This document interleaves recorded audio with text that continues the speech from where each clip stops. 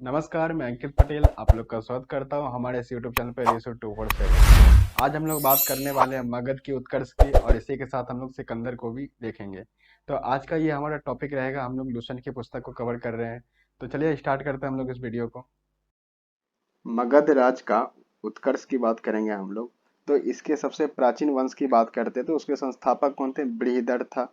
और इसकी राजधानी क्या थी? तो राजगिरी यानी कि गिरी ब्रज की बात कही जाती है। यहाँ पे देखें तो इनके पुत्र का नाम था जरासंध। बृहदर्थ के एक पुत्र का नाम था जरासंध। तो ये बृहदर्थ के बारे में कुछ बातें थी। अब हम लोग देखते हैं हर्यक वंश की बात करते हैं। तो हर्यक वंश के संस्थापक बिंबिसार मगध की गद्दी पर 544 ईसा पूर्व बौद्ध ग्रंथों के अनुसार में बैठा था। तो ये बातें कही गई। ये किसके अनुयायी थे? तो बौद्ध धर्म के अनुयायी थे। यह प्रथम भारतीय राजा थे जिन्होंने क्या किया था? प्रशासनिक व्यवस्था पर बल दिया था।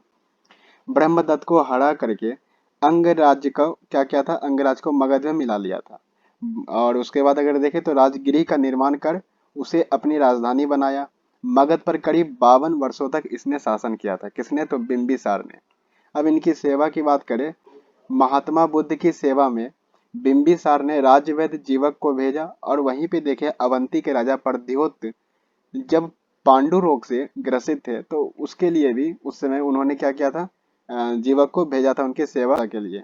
तो ये बातें कही गई। आगे देखते हैं क्या है। तो इसकी जो बातें हैं, वैवाहिक संबंध से स्थापित जो साम्राज्य का विस्तार हुआ था उस पर अगर हम लोग बात करें तो क्या है, यहाँ पे तीन नाम आता है, महाकौशला, चैलना और क्षेमा की।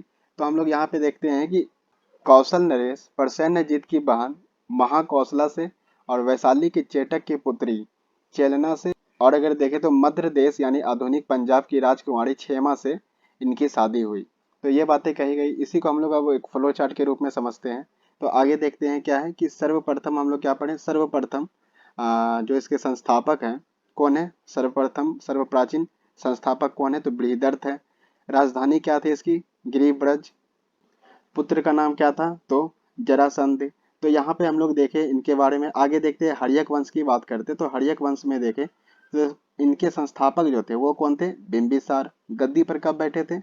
544 ईसा पूर्व में। अगर यहीं देखें तो अनुयायी जो थे ये किसके थे? तो बौद्ध धर्म के अनुयायी थे। और किस बात पे ये बल दिया करते थे? तो प्रशासनिक व्यवस्था पर ये बल देते थे। तो यहाँ पे ये बात समझे हर्यक वंश के बारे में। अब बिंबिसार के बारे में कुछ बात को समझते हैं कि इन्होंने ब्रह्मदत्त को हरा करके क्या किया था? अंगराज को अपने अंदर मतलब मगध के अंदर मिला लिया था। ठीक है। और आगे देखें तो राजगीर का निर्माण किया, उसको राजधानी बनाया। शासन लगभग 52 वर्ष तक इन्होंने किया था। और सेवा की बात करते हैं तो यहाँ पे देखते हैं कि राज्यवैद्य जीवक की बात करें तो महात्मा बुद्ध की सेवा में भेजे थे। और एक और राजा थे प्रद्योत जो कि अवंती के राजा थे। उन्हें पांडु रोग की समस्या थी तो उस समय भी भेजे थे उनकी सेवा में। तो ये बातें कही गई। अब इनकी वैवाहिक संबंध के बारे में देखें। वैवाहिक संबंध से तो समाज की विस्तार हुआ है तो उसके बारे में समझे तो क्या है कि एक नाम आया है महाकौशला जो कि कौशल नरेश प्रसेनजीत की बहन थी। दूसरा नाम क्या है? दूसरा नाम है चेलना जो कि चेटक की पुत्री थी। वैशाली के जो चेटक थे उनकी पुत्री थी चेलना, तो उनके साथ विवाह हुआ था। और तीसरा क्या है? मध्य देश पंजाब की राजकुमारी क्षेमा से इनकी शादी हुई थी। तो ये तीन नाम यहाँ पे वैवाहिक संबंध के रूप में दिखाया गया है। अब बात करते हैं इनकी हत्या की। तो हत्या इनकी इनकी जो हत्या हुई थी किसके द्वारा हुई थी? तो इनके पुत्र अजातशत्रु के द्वारा इनकी हत्या हुई थी। तो ये बातें कही गई। अब हम लोग आगे वापस आते हैं लूसेंट की ओर। बिंबिसार की हत्या उसके पुत्र अजातशत्रु ने कर दी और 493 ईसा पूर्व में क्या हुआ? मगध की गद्दी पर वो बैठ गया। इसका एक उपनाम भी है जो कि कुनिक था। ठीक है, उपनाम इसका क्या था? किसका? तो अजातशत्रु का, तो कुनिक। और यहाँ पे देखें तो वो अनुयायी किसके थे? तो प्रारंभ में जैन धर्म के अनुयायी थे। अब यहाँ देखते हैं अजातशत्रु ने लगभग 32 वर्षों तक मगध पर शासन किया। और अजातशत्रु के सुयोग मंत्री जो थे जिनका नाम क्या था? वर्षकार, उसकी सहायता से इन्होंने वैशाली पर विजय प्राप्त किया था। तो ये बात कही गई। आगे देखते हैं क्या है कि 461 ईसा पूर्व में अपने पिता की हत्या करके उदायीन मगध की गद्दी पर बैठ गया। यानी कि अब इसके अजातशत्रु के बाद कौन आया? तो उदायीन आया। तो ये बात कही गई मगध की गद्दी पर बैठने वाला 461 में कौन था? तो उदायीन। अब देखते हैं उदायीन ने पाटिल ग्राम की स्थापना की। वह भी जैन धर्म का अनुयायी था। और हर्यक वंश की बात करते हैं तो हर्यक वंश का अंतिम शासक जो था, अंतिम राजा था, वो कौन था? उदाइन का पुत्र था, जिसका नाम क्या था? नाग दशक। तो नाग दशक उदाइन का पुत्र था। तो यहाँ पे हम लोग क्या क्या देख लिए? अजात शत्रु का पुत्र कौन था? उदाइन। और उदाइन का पुत्र कौन था? नाग दशक। तो ये बात कही गई। आगे देखते हैं, हम लोग आगे की बातचीत करते हैं। तो इसी को हम लोग समझते हैं कि इसके जो पुत्र थे अजात शत्रु, किसके? बिंबिसार के। तो उन्होंने उसकी हत्या की थी और गद्दी पर बैठे थे कब? तो 493 ईसा पूर्व में वो गद्दी पर बैठ चुके थे। अजात शत्रु की बात कही जा रही है। इनका एक उपनाम था, क्या नाम था? तो कनिक। और इसकी अनुयायी की बात करते हैं, ये किसके अनुयायी थे? तो ये जैन धर्म के अनुयायी थे। शासन कब तक किए थे? तो 32 वर्षों तक इन्होंने शासन किया। इसका एक सुयोग मंत्री था, जिसका नाम क्या था? वर्षकार। और इसी की सहायता से, इसी की मदद से इन्होंने वैशाली पर विजय प्राप्त किया था। तो यहाँ पे ये बात को समझे। अब इनकी हत्या के बारे में समझे, अजात शत्रु की। तो उदाइन ने इनकी हत्या की, जो कि इनका पुत्र था। 461 ईसा पूर्व इनकी मृत्यु हो गई। तो हम लोग अब देखते हैं उदाइन की तरफ, कुछ बातें कर ले। तो इसकी जो स्थापना हुई थी, उदाइन की बात करते हैं, तो इन्होंने पाटलिग्राम की स्थापना की थी। और अनुयायी किसके थे ये? तो ये भी जैन धर्म के अनुयायी थे। अजात शत्रु तो वो भी जैन धर्म के थे। और इसके जो पुत्र है उदाइन, वो भी प्रारंभ में जैन धर्म के थे। तो ये बातें कही गई। आगे हम लोग देखते हैं कि इनका जो पुत्र था उदाइन का, तो उनका नाम क्या था? उनका नाम था नागदशक। ठीक है। तो ये बातें हम लोग समझे। अब आगे देखते हैं नागदशक की थोड़ी सी बातें।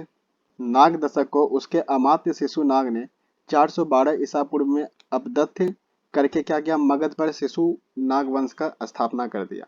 अब शिशु नाग ने अपनी राजधानी पाटलिपुत्र से हटा करके कहाँ कर दिया? तो वैशाली कर दिया।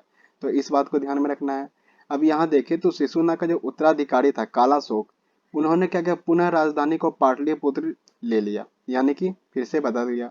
अब यहाँ देखते हैं तो शिशु नाग वंश का अंतिम राजा जो था वो कौन था? नंदीवर्धन। उनका अंतिम शासक था किसका? तो शिशुनाग वंश का। अब नंद वंश की बात करते हैं यहाँ से। तो नंद वंश में क्या है कि नंद वंश का संस्थापक महापद्मनंद था। और नंद वंश का अंतिम शासक कौन था? तो घनानंद था। इसके समकालीन सिकंदर थे घनानंद के।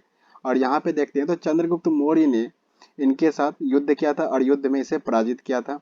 और अगर उसके बाद अगर देखें तो मगध पर यहाँ पर एक नया वंश का स्थापना होता है। तो क्या होता है? उसका नाम मौर्य वंश की स्थापना यहाँ से शुरुआत होती है। तो यहाँ पे ये बातें कही गई। अब हम लोग यहाँ पे थोड़ा सा सिकंदर के बारे में समझते हैं। उसके पहले थोड़ा मैं यहाँ पे इसका फ्लो चार्ट दिखा दूंगा आप लोग को। यहाँ पे क्या बातें कही गई? नाग दशक हर्यक वंश के अंतिम शासक थे।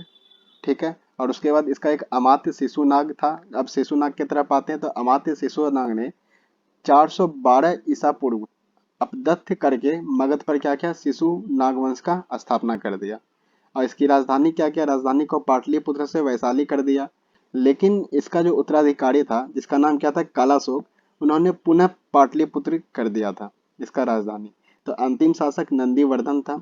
यहाँ से हम लोग स्टार्ट करते हैं नंद वंश की बात।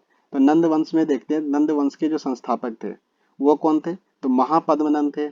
इसके अंतिम शासक कौन थे? तो वो अंतिम शासक घनानंद था। समकालीन कौन था इसका? तो सिकंदर था। तो ये सारी बातें पॉइंट में है, आप लोग इसे याद रखिए अच्छे से। युद्ध की बात करते हैं, इसके साथ युद्ध किसका हुआ था? जो चंद्रगुप्त मौर्य का युद्ध हुआ था। युद्ध में क्या हुआ था? किसकी विजय हुआ था? तो जीत हुई थी चंद्रगुप्त मौर्य की। और यहाँ से नया वंश का शुरुआत होता है, स्थापना होता है, जिसका नाम क्या होता है? मौर्य वंश की स्थापना यहाँ से शुरू होती है। तो ये बातें कही गई। यहाँ पे ये फ्लो चार्ट बना हुआ है, माइंड मैप बना हुआ है, जिसे आप लोग आसानी से याद कर सकते हैं। ये आपको डिस्क्रिप्शन में मिल जाएगा। और इसी तरह का और भी पीडीएफ आप लोग प्राप्त करने के लिए टेलीग्राम से जुड़ जाएं, जो कि डिस्क्रिप्शन में उसका लिंक दिया हुआ रहेगा। तो आप लोग वहाँ से आसानी से जुड़ सकते हैं।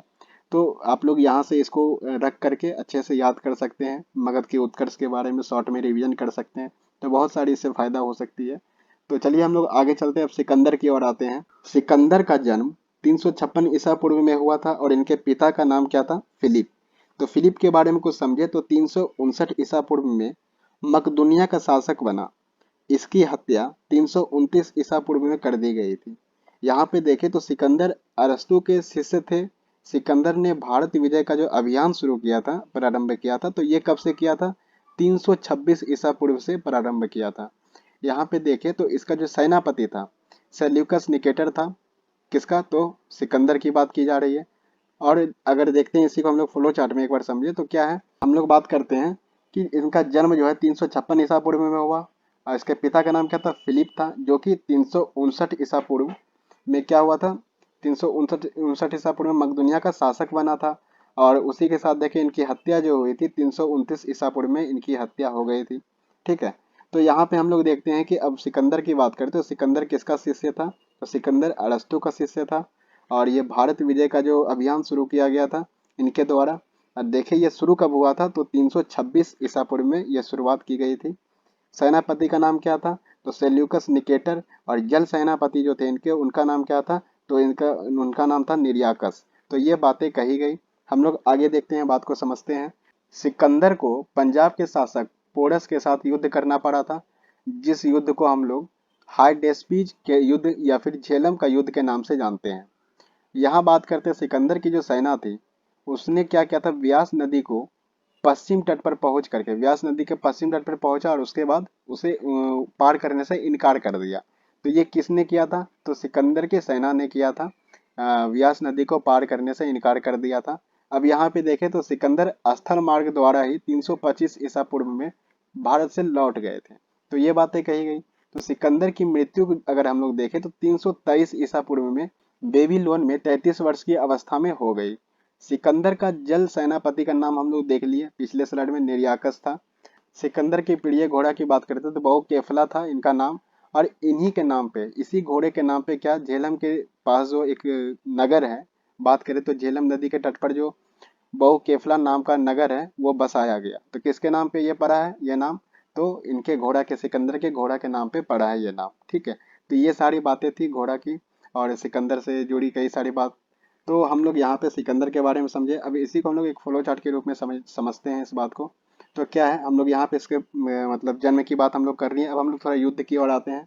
तो युद्ध में हम लोग क्या क्या देखे थे? इनका जो पोरस के साथ युद्ध हुआ था तो उसे हम लोग दो नाम से जानते हैं, झेलम का युद्ध और हाइडेस्पीज का युद्ध। तो इसे ये किसके साथ लड़ा गया था? तो पोरस के साथ, जो पंजाब के शासक थे। अब सेना क्या चीज से इनकार कर रही थी? तो इस बात को ध्यान में रखना कि पश्चिम तट पे, मतलब व्यास के जो पश्चिम तट है उस पर वहां तक पहुंच करके उसको पार करने से इनकार कर दिया गया था। किसके द्वारा? तो सिकंदर के सेना के द्वारा।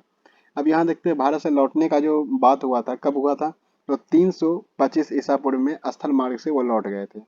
ठीक है। तो ये बातें कही गई। अब मृत्यु देखते हैं, इनकी मृत्यु कब हुई? तो इनकी मृत्यु 323 ईसा पूर्व में इनकी मृत्यु हुई बेबीलोन में। कहाँ पे हुई? तो बेबीलोन में। और मृत्यु की आयु जो थी वो क्या थी? 33 वर्ष इसकी अवस्था थी। तो यहीं पे हम लोग इस बात को समझ लिए, युद्ध से जुड़ी कुछ बातें। अब देखते हैं हम लोग इसके जो प्रिय घोड़ा था उसके बारे में समझे। तो इनका नाम क्या था? प्रिय घोड़ा का नाम क्या था? तो प्रिय घोड़ा का नाम बहु केफला था। और इन्हीं के नाम पे अगर देखें, इसी घोड़े के नाम पर क्या नाम रखा गया था? झेलम तट के किनारे जो एक शहर है, एक नगर है, तो उसकी बात कही गई थी।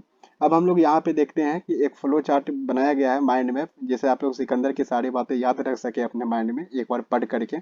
तो आप लोग इसको जरूर फॉलो करें। और ये अगर आप लोग को पूरी तरह से, मतलब हर एक स्लाइड की पीडीएफ चाहिए, हर एक वीडियो की, तो आप लोग डिस्क्रिप्शन से प्राप्त कर सकते हैं और टेलीग्राम लिंक है वहाँ से भी आप लोग प्राप्त कर सकते हैं। आशा है आप लोग को ये प्लेलिस्ट अच्छा लग रहा होगा। हम लोग इस प्लेलिस्ट में क्या बात कर रहे हैं? लूसेंट की पुस्तक की बात कर रहे हैं। इस सीरीज में लूसेंट की पुस्तक की बात कर रहे हैं। तो यहाँ पे हम लोग देख रहे हैं कि लूसेंट से जुड़ी जो भी बातें हैं, जैसे कि अभी प्राचीन भारत चल रही है हमारी एंशिएंट हिस्ट्री, तो इससे रिलेटेड जो भी बातें चल रही है तो उसे हम लोग कवर कर रहे हैं। तो हम लोग इस वीडियो में जो बात की है वो किसका था? तो मगध का उत्कर्ष देखे थे। उसके साथ ही साथ क्या देखे? सिकंदर को देखे। तो इस वीडियो में जो भी बातें हो रही है या इस चैनल पे जो भी बातें हो रही है, तो ये सारे के सारे बीपीएससी या फिर बिहार से सारे रिलेटेड कंसेप्ट को लेकर के हैं, जो कि आपको हर एक एग्जाम में हेल्प करेगी। तो हम लोग यहाँ पे ये बोल सकते हैं कि बिहार के लगभग सारे एग्जाम में ये आपको काम में आएगी। और हम लोग बात करते हैं करंट अफेयर की। तो करंट अफेयर का जो सीरीज है, मैं स्टार्ट कर रहा हूँ 1 सितंबर से। आप लोग उसमें जुड़िए और उसे सफल बनाइए। और इसी के साथ साथ मैं एक बात और बताऊँ, करंट अफेयर का ये दो पार्ट मेरा चलेगा। एक तो रहेगा पूरा सेंट्रल लेवल पे रहेगा, नेशनल लेवल पे रहेगा, और एक रहेगा बिहार के लेवल पे। तो आप उस दोनों को देख सकते हैं। हम लोग फिर से मिलते हैं नेक्स्ट वीडियो में। तब तक के लिए नमस्कार।